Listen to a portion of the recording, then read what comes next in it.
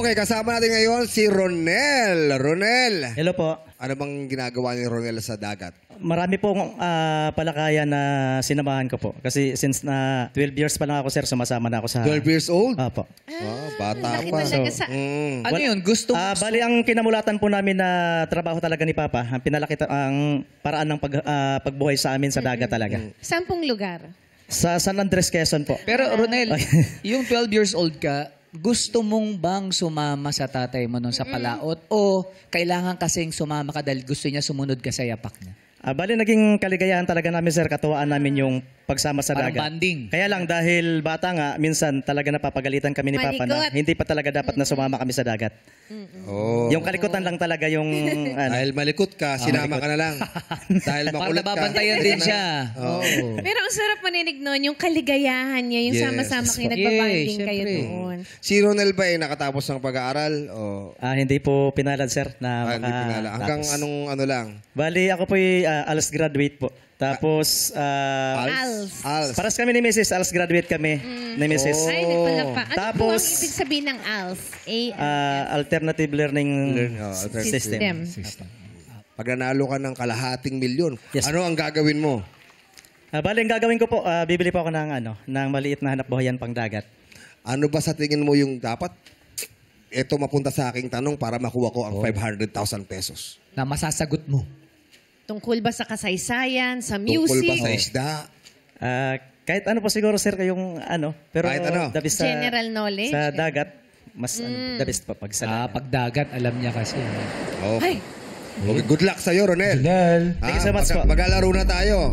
Explain lang namin sa'yo na ito ay 500,000. Pero, kailangan mong sagutin ng tama ang katanungan namin. Dahil pag hindi mo nasagot, wala kang maiuuwi. Okay, pero meron munang i-offer si Kuis Bong at si Kay doon sa kabila na pwedeng sabihin mong lipat, pag lumipat ka, iuuwi mo na agad yung pera na yan. Para sa unang offer, si Doña Aurora muna ang magbibigay sa iyo. Kuya Ronel, 10, 20, 25,000 pesos! 25,000. Ang taas yun ang pinakamataas kong pinagsak! Ngayon, ang tanong namin, pat o lipat? Ayan si Elgin. Hello po sa iyo, Elgin. Anong message mo? Kaya mo na. Kaya mo yan. Kaya natin to. Claim it na natin yan. Kaya na. Wala bang I love you? Good luck dyan. Good luck. I love you. I love you very much. Kamusta bang asawa si Ronel? Mabuting asawa po. Mabuti? Yes po. May bisyo? Puwarang ama. May Wala bisyo? po. Wala po. Wow, Bait naman ni galing. Ronel. At dahil mabait si Ronel, dagdagan niyo ang offer para kay Ronel. Gawin natin 35,000 pesos! Hoy! Ronel. Agad! 35,000. Tatanungin kita, naghihintay pa rin dito ang 500,000. Kalahating milyon, Ronel. Sa kalahating milyon, marami ka ring magagawa. Kaya ang tanong namin, pat o lipat? Pat! Wow! Si Ronel ba ay isang palabang tao? Palaban po. Palaban. Dapat kasi isa kang mangingisda, kailangan mo sumuong sa laki ng alon, sa sama ng panahon para makakumita ng pera. Kaya naman, Ronel, pat o lipat? Sinabi mo, pat. Sigurado ka na.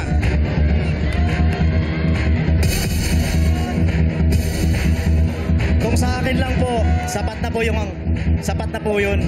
Kaya lang po, hindi lang po para sa aking pamilya. Si Ate Aileen po, siya po ay cancer patient po. Nakita ko po siya kanina. Sabi ko sa kanya, pag ginakpa tayo, meron ka. Okay. Pero mukhang palaban ka. Pero sabi mo parang hindi pa tama ang 35,000 pesos. Ngayon, Ronel, isasarado na namin sa 50,000 ang offer. 50,000 na ang offer. 50,000, Ronel. Saan pupunta si Ronel?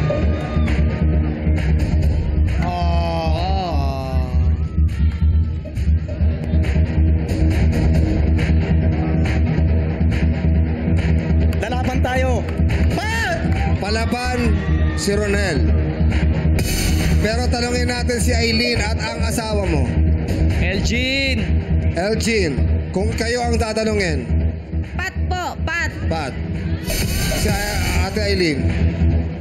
Sa akin po, maganda po sana talaga akong Pat kasi pumunta po tayo dito nang wala eh.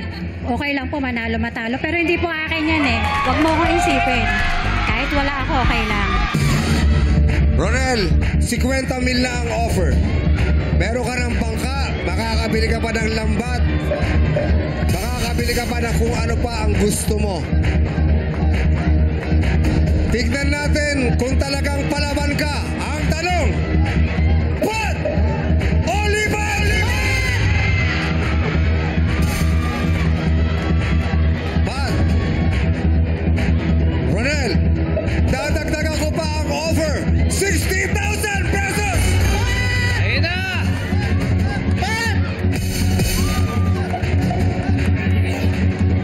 Ronel, 60,000 na yan.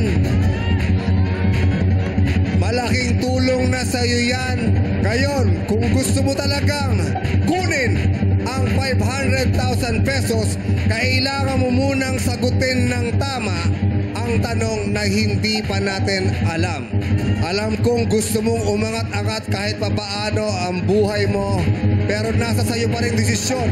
Dahil kapag nanalo ka naman ng 500,000 pesos, sigurado masayang masaya ang buhay nyo, ang Pasko nyo. Kaya naman, Ronel, tatanungin kita ulit, Pat o lipat?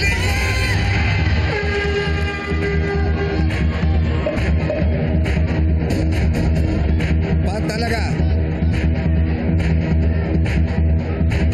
Aray, Karil, wag mo ko tulak! Uy! Sorry. Ano nangyari? Tulak ako ni Karil eh. Ako. Well, ano ba ang sabi naman ng people? Let's go! Ang dami rin Pate. pat sa madlang people eh. Pat din ang sinisigaw ng madlang people. Kuya Ronel, sa huling pagkakataon, huling tanong ko na to, kailangan mo nang magdesisyon. Pat, lipat.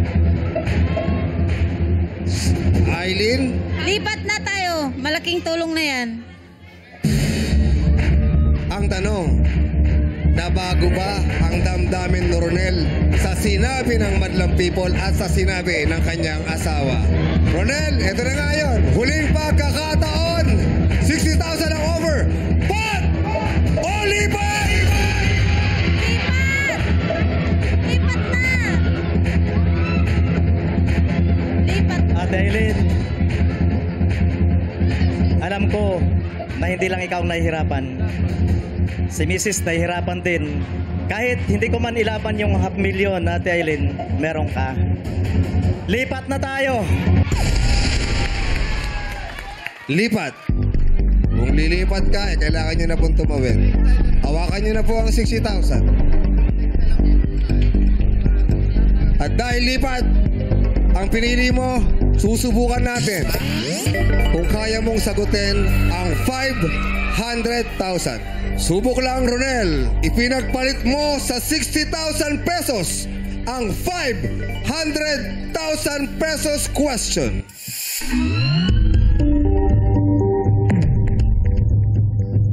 Ano ba ang relihiyon mo, Ronel? Ako po isang Seventh-day Adventist po. Ang tanong, Ronel, sa simbahang Katoliko, ano ang popular full name ng kauna-unahang Filipino saint o santo? Again, ulitin ko. Sa simbahang Katoliko, ano ang popular full name ng kauna-unahang Filipino saint o santo? Ronel, meron kang 5 segundo para sagutin. Go!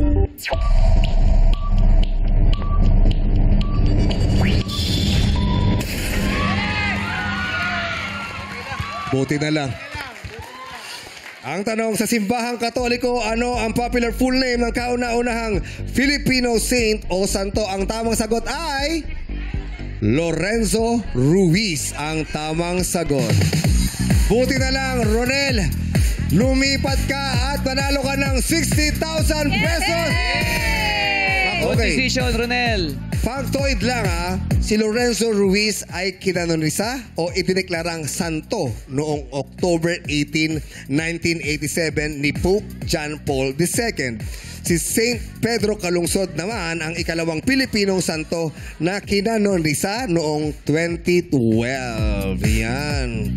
Tama ang desisyon mo at naging tama rin ang desisyon ng asawa mo. Buti sinunod mo sila. Anong gusto mong sabihin, Ronel? Unang-una po, ako po nagpapasalamat sa nasa itaas sa kanyang paggabay po sa aming biyahe papunta dito. At siyempre po, maraming salamat kay God sa kanyang pagturo sa akin at pagbibigay sa akin ng lakas ng loob po. Thank you so much po. At sa mga mangingisda, mabuhay po kayo. Marami pong salamat sa trabahong ginagawa nyo para sa aming lahat. Again, congratulations sa Ronel. Meron ko mauwi 60,000 pesos.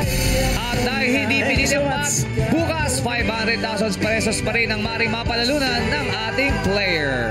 Ang patbiyaya ay malalambat kung sa hamon ng laro hindi ka magpapaawat. Ito ang Laro Pin! Abangan kung sinong pangkat ang magkakaroon ng karagdagang punto sa taong nagtanghalang pangkatapatan sa pagbalik ng Our Show. Our time is Showtime! Showtime! Merry Christmas, Kuya Ronel!